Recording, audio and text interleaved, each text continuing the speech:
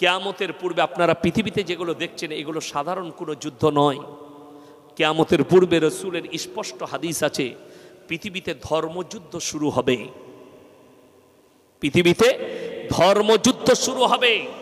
আজকে পৃথিবী বুকে ধর্মযুদ্ধ শুরু হয়ে গেছে, তার আগাজ হয়ে গেছে।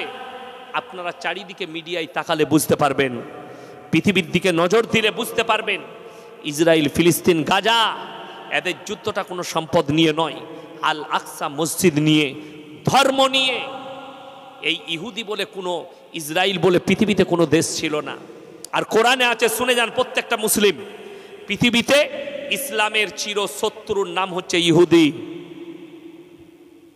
ইহুদি গায়রিল মাগজুবি আলাইহিম ওয়ালাদ-দাল্লিন। মাগজুব মানে ইহুদি, আর দাল্লিন মানে হচ্ছে নাসারা। এই দুটো দলই পদভ্রষ্ট, এবং এদের যারা অনুসারী হবে তারাও পদভ্রষ্ট। আল্লাহ এটা কোরআনে বলেছে। সূরা ফাতিহার শেষ আয়াত, যখন তাফসীর খুলবেন, ব্যাখ্যা বিশ্লেষণ খুলবেন, পেয়ে যাবে।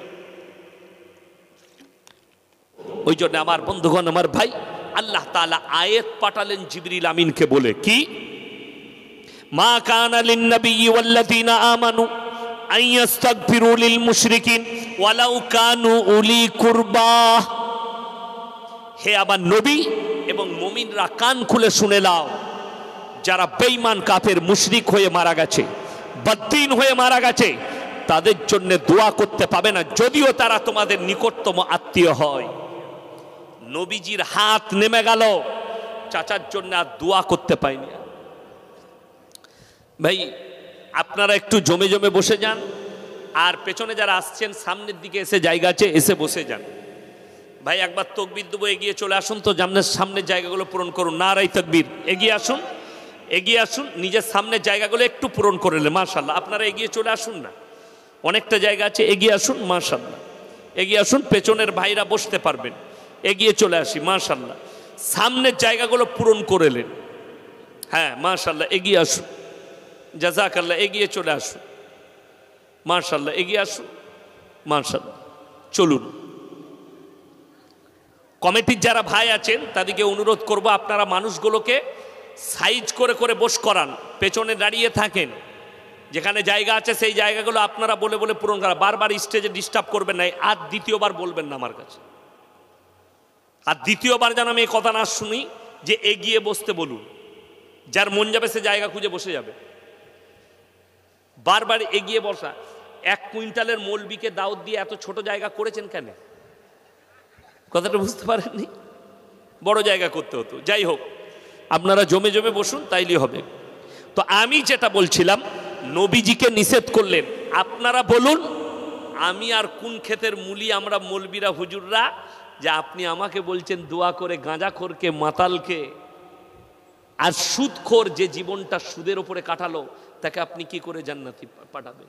ইমানদারের সঙ্গে বলুন, আমি এখানে যদি কোনো বাপ থাকেন, কোনো এরকম লোক থাকেন ইমানদার, যে বলতে চাইছেন সারা জীবন সুদ হয়েছে, তা কি হয়েছে? সে তো মুসলিম ঘরের ছেলে, তার লেগে কি দোয়া করা যাবে না? আমি আপনার কাছ থেকে শিখতে চাই, দোয়াটা কি করবো আপনি শিখিয়ে দেন। আপনি আমাকে শিখিয়ে দেন দোয়াটা কি করব, আল্লাহকে কি বলবো আমি তাকে? আল্লাহ সারা জীবন গাঁজা মদ খেয়েছে, মজের ভাঁটিতে ছিল, আমাকে যখন দেশি মুরগি খাইয়েছে আর 5,000 টাকা দিয়েছে, একে জান্নাতে দিতেই হবে। তো সে হুজুর আগে মার খাবে না? খাবে না? সে আগে খাবে। আরে চাচা মারা গেছে, আল্লাহ চাচা নামাজি মুসল্লি ছিল, চলার পথে যদি কোনো ভুল হয়ে থাকে আল্লাহ ক্ষমা করুন। আল্লাহকে অনুরোধ করার রাস্তা থাকতে হবে। যার কোনো মাল নাই তার লেগে কি অনুরোধ করবেন আল্লাহর কাছে? যার কিছুই নাই, যে জীবনে মসজিদে পা রাখেন। ওই জন্য আমার জলসায় আছে, আমাদের দেশে 3টে কোয়ালিটির নামাজি, 3টে। এক হচ্ছে 5 ওয়াক্তের, এক হচ্ছে জুম্মার, আর এক হচ্ছে ঈদ আর বকরা ঈদ। আর এক দল আছে তো নামাজই পড়ে না। আপনারা বলুন তো, 5 ওয়াক্তের নামাজ পড়া ফরজ না ফরজ নয়? কথা বলে না? ফরজ নয়, ফরজ। এই গোটা গোরাপ থানায় যদি সমীক্ষা করা হয়, 100টার মধ্যে 80টা বেনামাজি বেরুবে। ঠিক বললাম না ভুল বললাম? 80টা। এরপর বলুন, রাসূল সাল্লাল্লাহু আলাইহি সাল্লামের হাদিস, যার নামাজ নেই তার মধ্যে ইসলাম নেই। কেউ যদি ইচ্ছাকৃতভাবে নামাজ কাজা করে,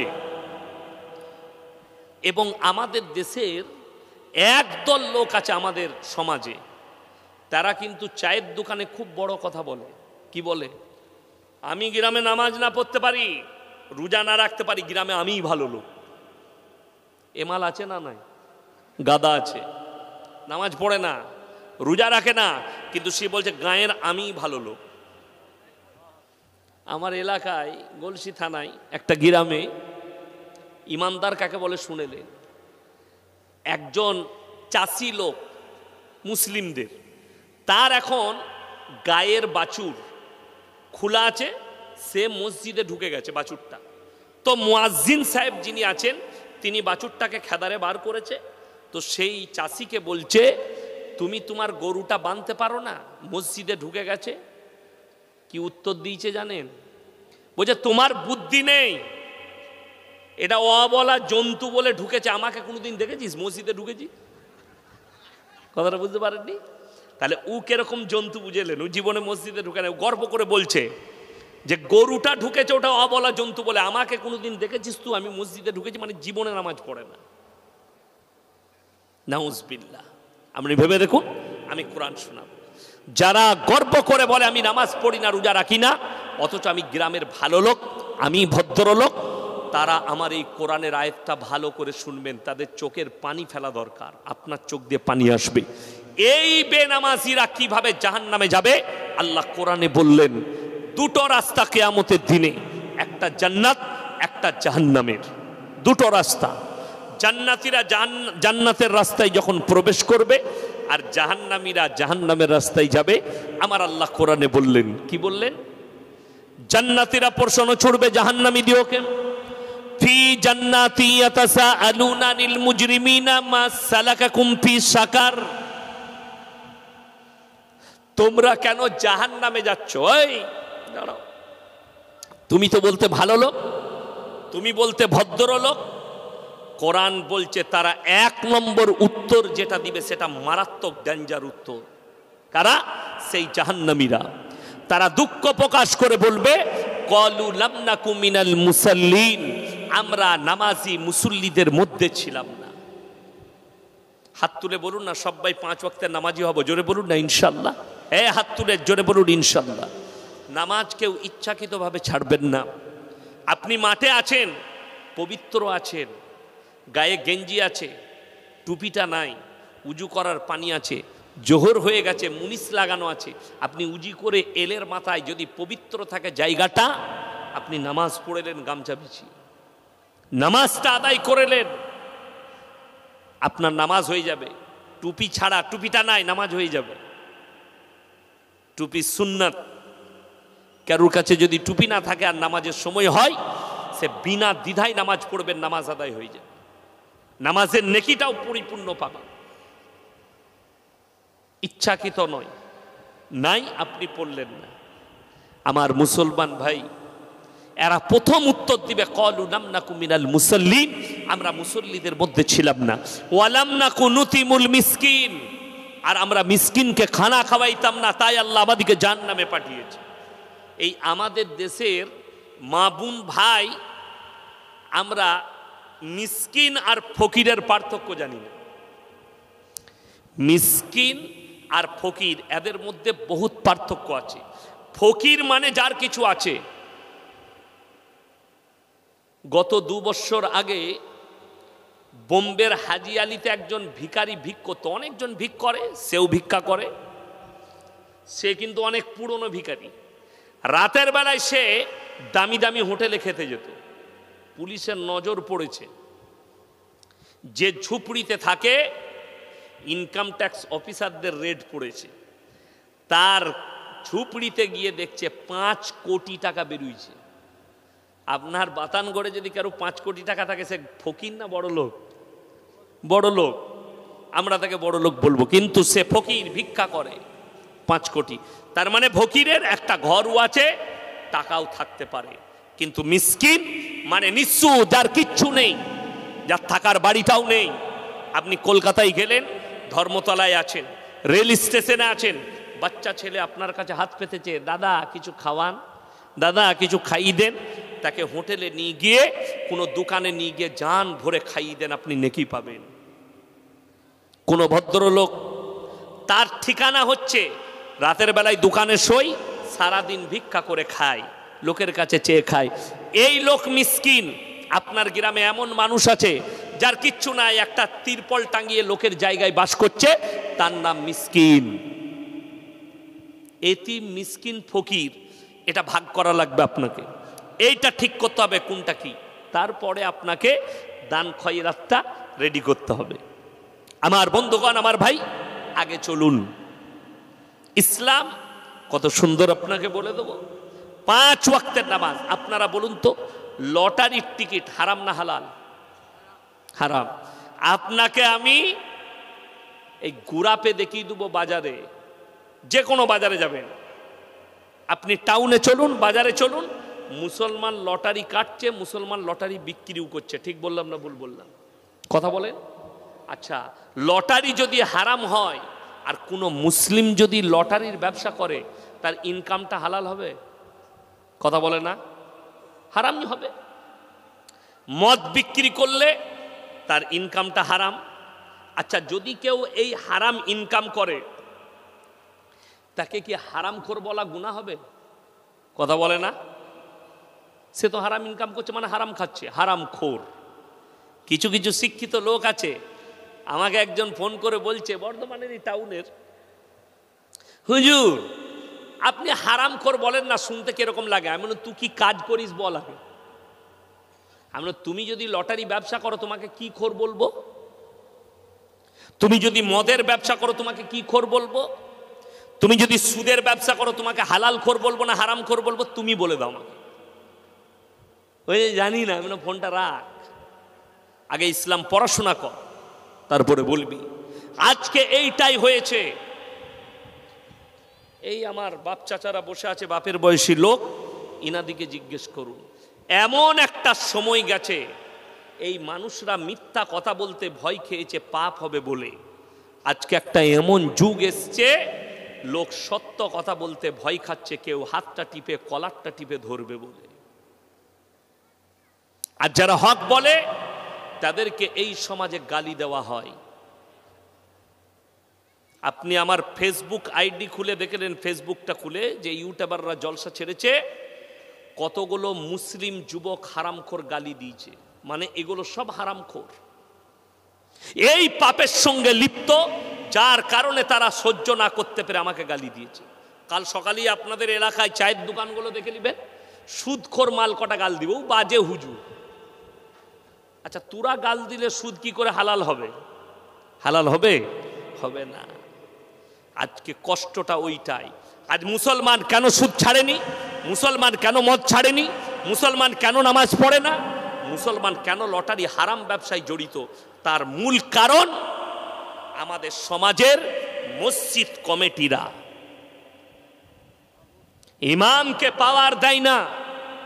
আপনি আমাদের মসজিদে আছেন, প্রতি জুম্মায় হারাম হালালের বয়ান করবেন, হক কথা বলবেন, কিন্তু দুঃখের বিষয়, একটা ইমাম যদি হক কথা বলে তার চাকরি চলে যায়। একটা ইমাম যদি সুদের বয়ান করে, গ্রামের সুদখোররা তার পেছনে লাগে। আজকে কিন্তু আমার চাকরি যাবার ভয় নাই। ভয় আছে না? আমাকে যদি কমিটির লোক বলে, হুজুর এত কড়া বয়ান করবেন, আমার গাড়ি রেডি আছে, নামবো, পালামো, পয়সা ফেক, তামাশা দে।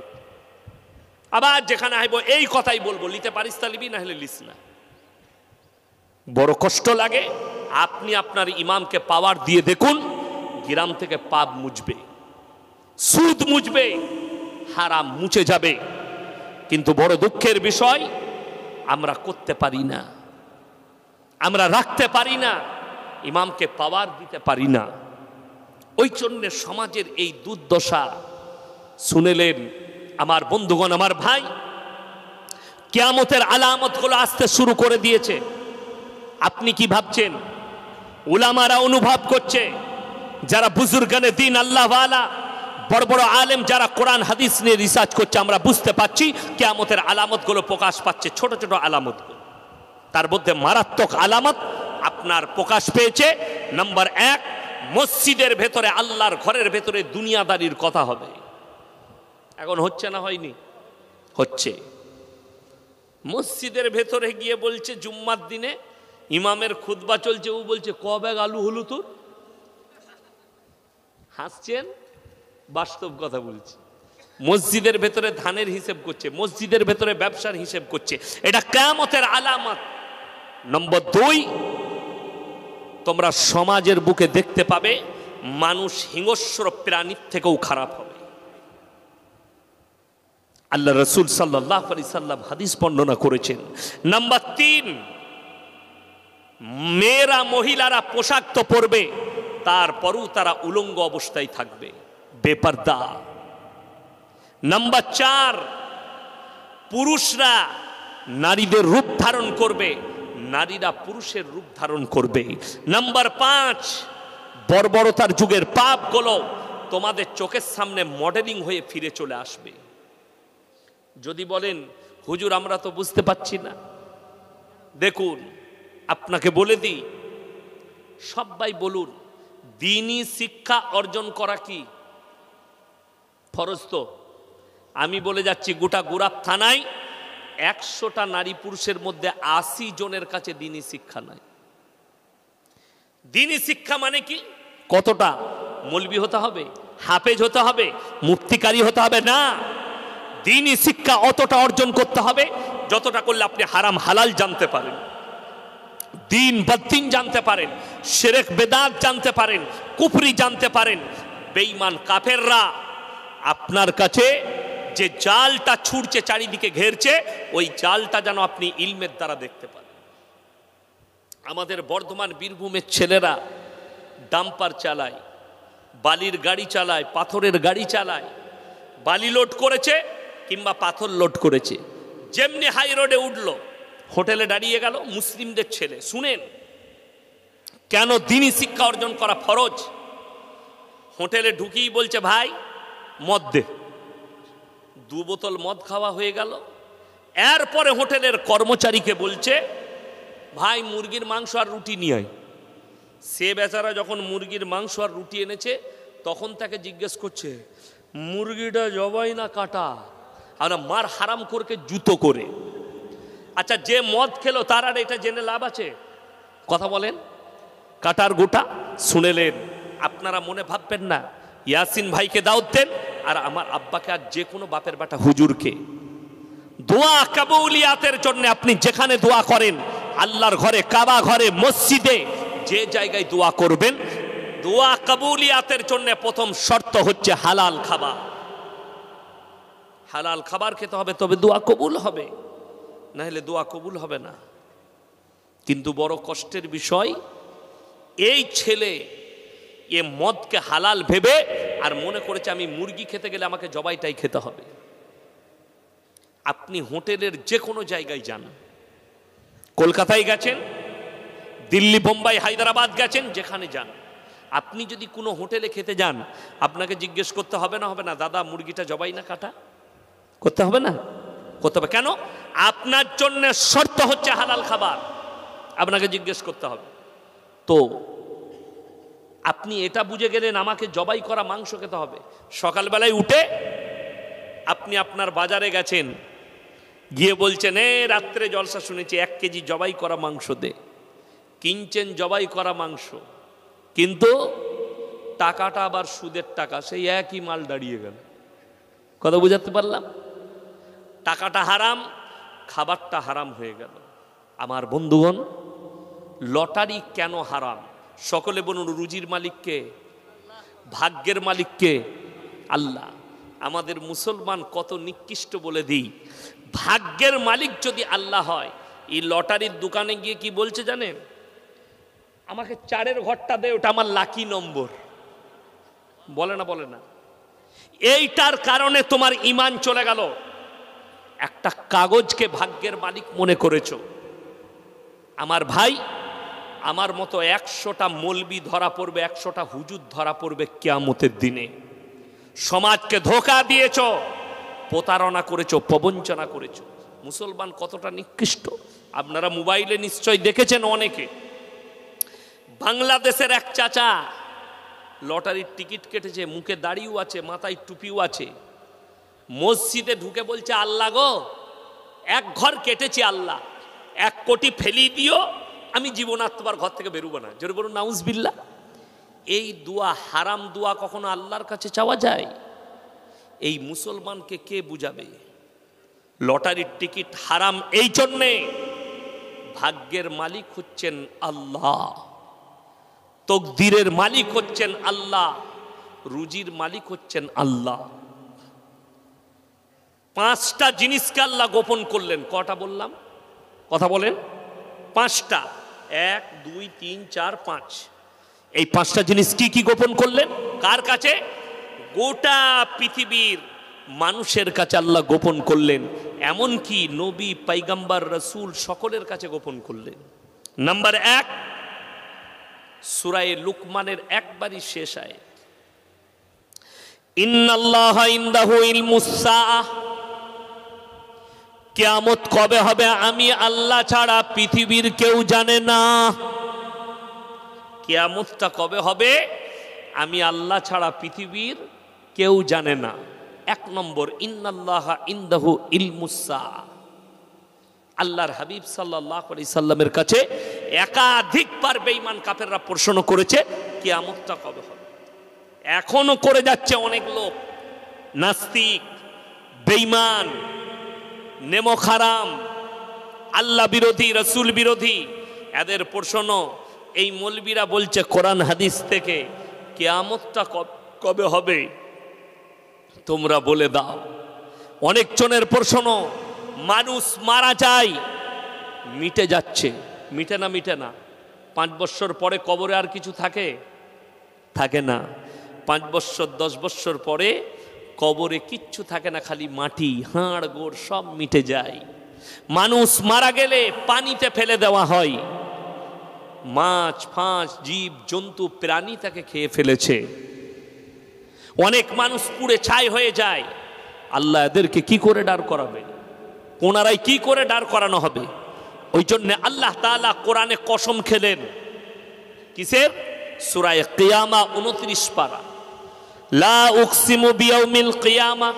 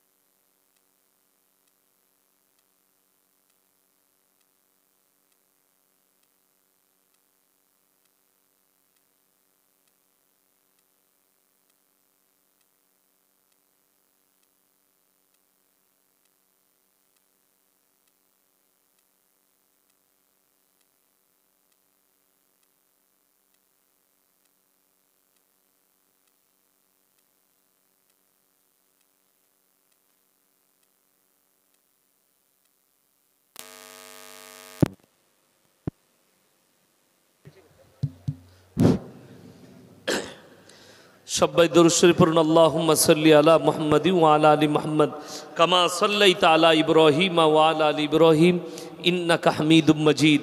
আল্লাহুম্মা বারিক আলা মুহাম্মাদিন ওয়া আলা আলি মুহাম্মাদ কামা বারাকতা আলা ইব্রাহিম ওয়া আলা আলি ইব্রাহিম ইন্নাকা হামিদুম মাজিদ। আমার আল্লাহ রাব্বুল আলামিন কোরআনে কসম খেলেন, লা উকসিমু বিয়াউমিল কিয়ামা, আমি আল্লাহ কসম খাচ্ছি কিয়ামতের দিনের। ওয়ালা উকসিমু বিন্নাফসিল লাওয়ামা, আরো আমি কসম খাচ্ছি ওই সমস্ত আত্মার। আয়াহসাবুল ইনসানু আল্লান নাজমা ইদামা, যারা বলে আমরা মিটে যাওয়ার পর আল্লাহ পুনরায় কিভাবে দাঁড় করাবেন। বালা কাদিরিনা আলা নুসাউইয়া বানানা বাল ইউরিদুল ইনসানু লিয়াফজুরা আমামা। হে আমার নবী বলে দাও, শুধু তাদের আকৃতি নয়, তাদের চোখ কান নাক পা নয়, তাদের আঙ্গুলেতে যে লাকিরগুলো দাগগুলো আছে আমি এইগুলো কি পরিপূর্ণ করে দাঁড় করাতে সক্ষম। জোরে বলুন সুবহানাল্লাহ। বেঈমান কাফেররা এরপরে প্রশ্ন করলেন, ইয়াসআলু আইয়ানা ইয়াউমুল কিয়ামা, এরপর বলুন হে নবী তাহলে কিয়ামতটা কোন তারিখে হবে। আল্লাহ তাআলা এখানে তারিখ বলেননি নবীজিকে, এখানে শুধু আলামত বললেন। কি কি? এক নম্বর, ফাইদা বারিকাল বাসার, তোমাদের চোখগুলো স্থির হয়ে দাঁড়িয়ে যাবে। ওয়া খাসাফাল কামার, যেদিনে চন্দ্র আলোহীন হবে।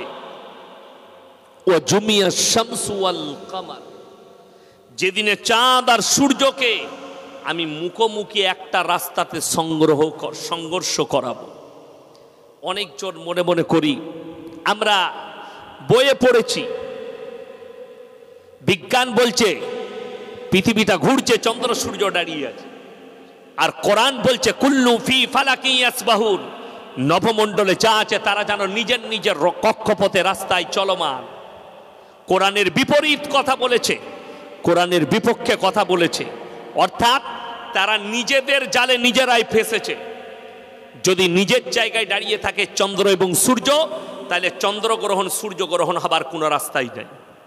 অথচ কোরআন বলছে তারা নিজের নিজের রাস্তায় চলছে। চাঁদ যখন সূর্যকে ওভারটেক করে তখন হয় চন্দ্রগ্রহণ, সূর্য যখন চাঁদকে ওভারটেক করে তখন হয় সূর্যগ্রহণ। আমার বন্ধুগণ, আমার ভাই, আল্লাহ তাআলা বললেন ওয়া জুমিয়া শামসু ওয়াল কামার, চাঁদ আর সূর্যকে আমি মুখোমুখি সংঘর্ষ করাবো। ইয়াকুলুল ইনসানু ইয়াউমাইদিন আইনাল মাফার, মানুষ সেদিনে বলবে কোথায় পালায়ন করলে বাঁচি, কোথায় পালালে বাঁচি। আল্লাহ কোরআনে বললেন কাল্লা লা ওয়াজারা ইলা রাব্বিকা ইয়াউমাইদিনিল মুস্তাকার, সেদিনে নিজের রবের কাছে আল্লাহর কাছে দণ্ডায়মন ছাড়া বিকল্প মানুষের কোনো রাস্তাই থাকবে না। জোরে বলুন সুবহানাল্লাহ। আল্লাহ কোরআনে নকল করলেন ইন্নাল্লাহা ইনদাহু ইলমুস সাআ, এটা এক নম্বর। পৃথিবীর কেউ জানে না কিয়ামত কবে হবে, আমি আল্লাহ ছাড়া পৃথিবীর কেউ জানে না। আল্লাহ খালি আলামত বলেছেন, রাসূল আলামত বলেছেন, আল্লাহ তাআলা খালি উদাহরণ দিয়েছেন, এইগুলো দেখলে তোমরা বুঝবে কিয়ামত সংগঠিত হলো। ওয়া ইউনাজ্জিলুল গায়থা ওয়া ইয়ালামু মা ফিল আরহাম ওয়া মা তাদরি নাফসুম মাযা তাকসিবু গাদা, এবং মায়ের গর্ভে বেটা আছে না বিটি, বিকালঙ্গ না কালো, খোড়া আছে না ভালো আছে, আমি আল্লাহ ছাড়া পৃথিবীর কেউ জানে না।